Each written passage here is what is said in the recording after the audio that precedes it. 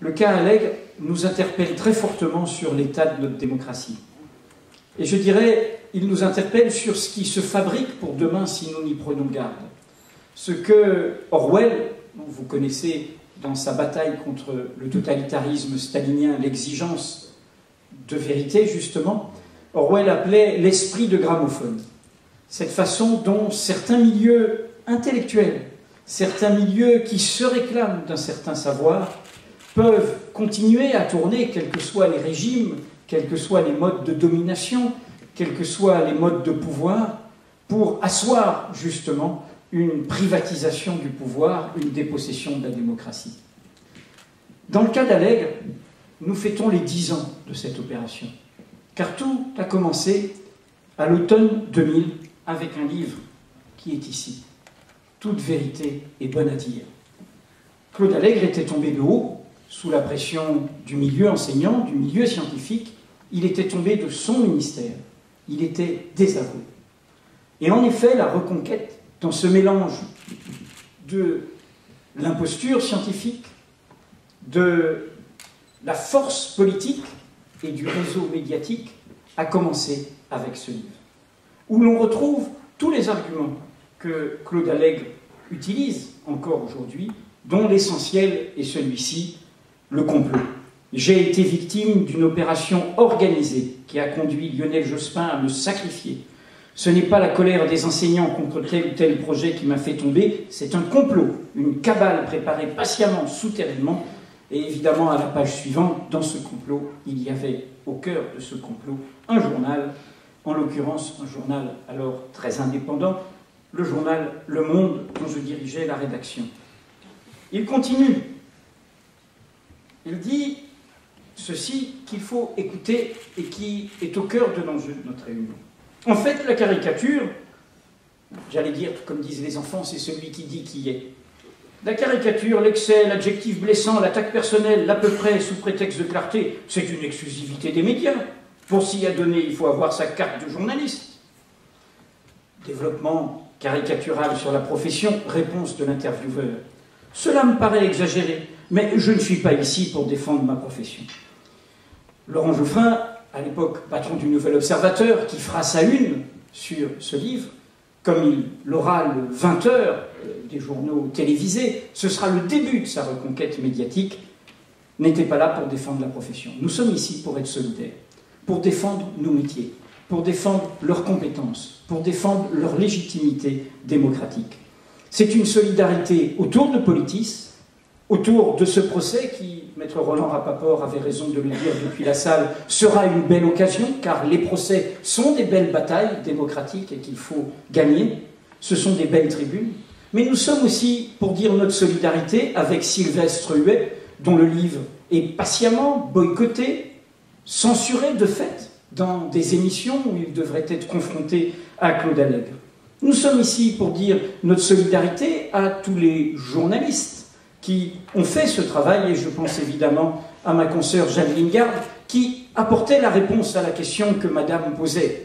Nous avons fait il y a 2 ans cette enquête-là, qui n'est pas de rentrer dans des querelles d'école, qui était de demander aux scientifiques, à condition qu'aucun ne soit anonyme, leur jugement scientifique sur Claude Allègre. Et certains, comme Joël Martin ou d'autres qui sont intervenus, étaient présents dans cette enquête. Et l'on voyait bien quel était l'enjeu d'un savoir, je vais y revenir, parcellaire, d'un savoir qui n'avait pas la capacité d'embrasser l'ensemble de la connaissance. Donc, je pense qu'il y a là un enjeu, quand je dis de solidarité, qui est de retrouver le collectif. Cela concerne toutes les professions et cela concerne les scientifiques, justement. Cette enquête de Jade d'il y a 2 ans aurait dû se traduire par une mobilisation des scientifiques. Car pas plus que les journalistes ne doivent accepter qu'il y ait des journalistes imposteurs, eh bien les scientifiques doivent aussi se mobiliser dans leur profession, car sinon c'est le crédit de leur profession qui est corrompu. Dans ce livre, il y a autre chose, et qui est au cœur du propos de la précédente table ronde. Claude Allègre dit quel est son idéal journalistique. Lorsque j'analyse la manière dont les médias ont rendu compte de mon action, c'était clair. Les éditorialistes voyaient très bien les problèmes, Et d'ailleurs, il est interviewé par un éditorialiste, directeur de journal. Et la quasi-totalité soutenait mes efforts pour réformer. C'est grâce à ce soutien des éditorialistes que j'ai pu réaliser mes réformes, de droite comme de gauche, à la télévision, à la radio, dans la presse écrite. Ils m'ont tous soutenu. Une partie des journalistes spécialisés, des journalistes d'éducation aussi, mais la plupart, ces journalistes spécialisés, étaient très influencés par les syndicats et ils perdaient leur objectivité. Pourquoi ne pas concevoir des journaux avec des journalistes moins spécialisés et plus indépendants? Nous sommes au cœur du propos et je voudrais lancer un appel aux scientifiques. Notre profession est profondément responsable. Est profondément responsable d'un manque de transmission de vos savoirs, de la parcellisation, de l'abêtissement, de la bêtise, comme l'a dit Jade tout à l'heure, du fait qu'au fond on puisse se dire en société « Ah ben les mathématiques, je n'y connais rien », mais tout le monde aura un avis sur la politique, ou tout le monde aura un avis sur d'autres sujets. Il y a un vrai enjeu de retrouver cette dimension d'université populaire de l'espace journalistique, de l'espace médiatique. Il y a un vrai enjeu de trouver une nouvelle alliance entre journalistes et savants pour que vos savoirs soient partagés. Et à l'ère du numérique, c'est-à-dire des médias participatifs, où vous pouvez vous-même transmettre vos savoirs, c'est un enjeu essentiel. J'en viens à mon dernier point et de conclusion.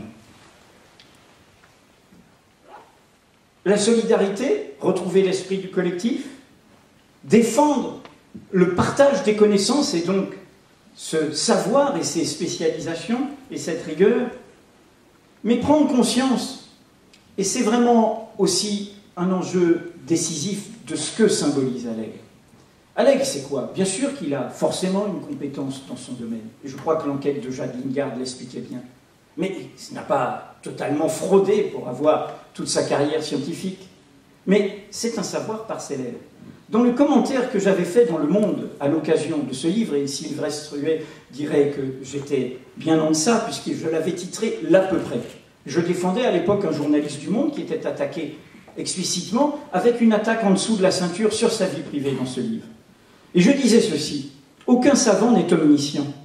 Scientifique de renom, imbattable sur l'origine de la Terre, peut-être ai-je dit une bêtise, Claude Allègre en fait la démonstration quand il tente de comprendre l'origine de sa mésaventure politique. Donc j'explique que sa vision du complot. À un complot, nous dit-il, réinventant cette pensée magique qui rassure les enfants mais inquiète les savants. Ce que je veux dire par là, c'est que l'alerte Allègre, c'est qu'aucun savoir ne possède tous les savoirs. Et qu'il peut y avoir des savoirs très compétents, très spécialisés, qui sont totalement stupides, qui sont totalement ignorants. C'est une alerte éthique sur toutes les compétences. Aucun savoir n'englobe tous les savoirs. Et c'est essentiel dans cet argument d'autorité, c'est en sens que c'est une pédagogie destructrice sur ce que c'est que le savoir. Qu'y a-t-il derrière, et ce sera mon mot de conclusion? C'est une pratique oligarchique. Car au fond, quel est l'enjeu de la démocratie? C'est que nous puissions nous l'approprier tous, quelle que soit notre origine, quelle que soit notre naissance, quels que soient nos diplômes ou notre absence de diplôme. C'est ce partage, la démocratie. Or, il y aura toujours des tentations oligarchiques, au nom du savoir, comme au nom de la puissance financière, au nom du pouvoir politique, comme au nom du statut académique. Et donc, il y a un vrai enjeu. Comment arriver à maintenir le statut de la connaissance tout en construisant un espace démocratique du partage?